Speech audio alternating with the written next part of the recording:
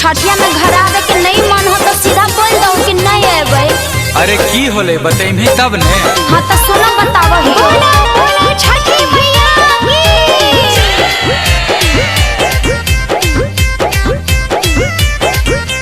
फनवा काटो हो काहे करो हो बहनवा ये पिया कैसे करबई अब के छठ के पूजनवा ये पिया फनवा काटो हो काहे करो हो बहनवा ये पिया कैसे करबई अब के छठ के पूजनवा ये पिया।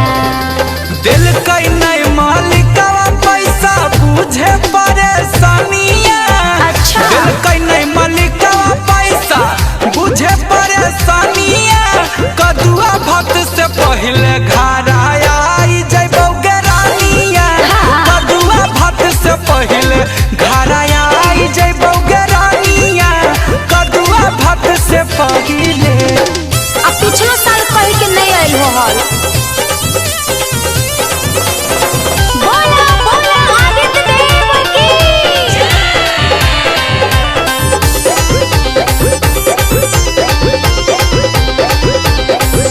ये पैसे खातिर हम हूँ मजबूर के रनिया। पैसा मिलते घर अइबौ हम जरूर के रनिया। हाँ फिर झूठ बोला हो तू। ये पैसे खातिर हम हूँ मजबूर के रनिया। पैसा मिलते घर अइबौ हम जरूर के रनिया। आयो भेल सूप दौरी कुछ न कि नहीं लागो है कि तोहर मोती मरल। धार लेबै भोरे भोरे गाड़ी राजा धानिया।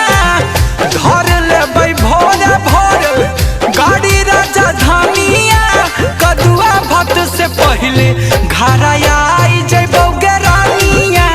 कदुआ भक्त से पहले घर आई जइबौ गेरानिया। कदुआ भक्त से पहले।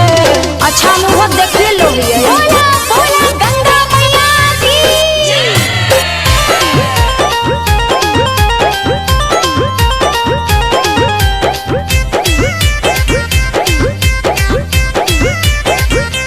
जे मन किन के हो तब तोरा लीहे किन के रनिया। अच्छा तोरे हाथ में रुपया देबौ गिन के रनिया। सही बोल रहा है। जे मन किन के हो तब तोरा लीहे किन के रनिया। हाँ तोरे हाथ में रुपया देबौ गिन के रनिया।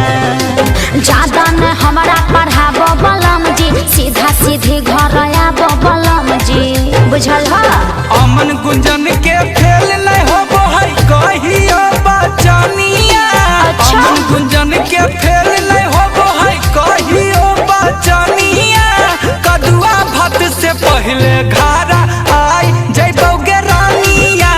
कदुआ भक्त से पहले घर आई जइबौ गेरानिया। कदुआ भक्त से पहले। हाँ अबरी पक्का आई हो।